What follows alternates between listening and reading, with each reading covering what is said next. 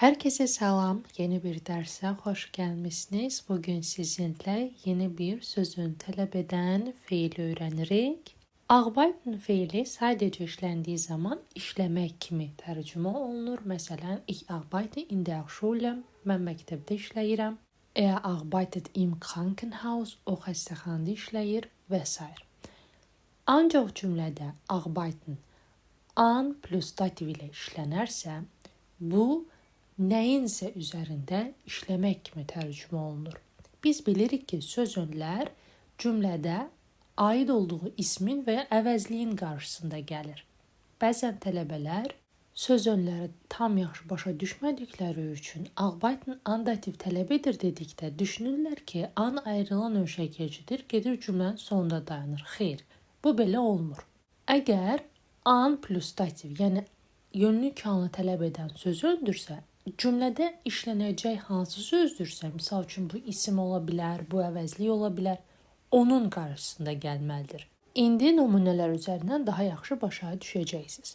Deməli, əgər biz sualını verəriksə, hansı ki pronominal adverbin, yəni əvəzlik sərflərində biz öyrənmişdik ki, vo və da bağlayıcılarına istifadə olunur. Sual verdikdə vodan istifadə olunur, vo plus prepozisyon birləşir. Cavab verdikdə isə da plus prepozisyon birləşir. Yəni ki, əgər andısa, sualını veririksə, olar voğan, cavabında əgər o işlənərsə, işlənmə məqamı olarsa, dağan. Əgər fiyaqdan istifadə edəriksə, vo fiyaq, cavab verəriksə, da fiyaq və s. Bunların hər birinin izahı kanalda ətraflı şəkildə var. İndi isə sadəcə olaraq feilə fokuslanaq. Məsəl üçün, Azərbaycan dilində belə bir cümləni hal-hazırda sən nəyin üzərində işləyirsən?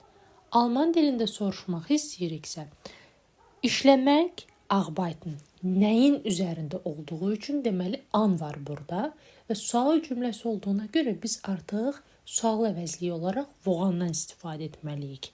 Woran arbeitest du zurzeit? Hal-hazırda nə üzərində işləyirsən? Məsəl üçün, biz yeni bir layihə üzərində işləyirik. Kimi cavab veririksə, biz işləyirik və arbeiten yeni bir layihə üzərində. Artıq an görsüz aid olduğu sözün önündə gəlir. Yeni bir layihə. Yeni bir layihə də nədir? Das neue Projekt. Biz ancaq bunu qeyri-müəyyən artikldan istifadə etsək, ein neues Projekt. Sadəcə olaraq indi an plus dativ olduğuna görə bizə 4 haldan dativ forma lazımdır. Ona görə an einem neuen Projekt. Wir arbeiten an einem neuen Projekt. Biz yeni bir layihə üzərində işləyirik. Və yaxud mən təqdimatım üzərində işləyirəm, mən işləyirəm, ich arbeite, mənim təqdimatım, meine Präsentation. An plus dativ olduğuna görə bizə 4 haldan an meiner Präsentation lazımdır və deyirik ki, ich arbeite an meiner Präsentation. Mən təqdimatım üzərində işləyirəm. Görürsünüz, digər tərəfdə də izah olunub. Dativ artikelları burada necə işləyir? Das Projekt an einem Projekt. Niyə? Çünki an plus dativ, die Präsentation, an plus dativ, an einer Präsentation, die Arbeit, an plus dativ olduğuna görə an der Arbeit.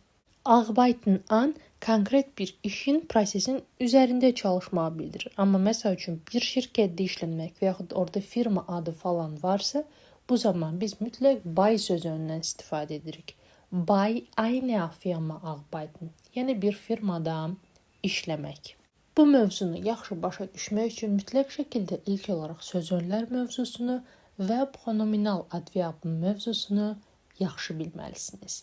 Bugünlük bu qədər. Hər kəsə təşəkkür edirəm. Növbəti videoda görüşənədək hələlik.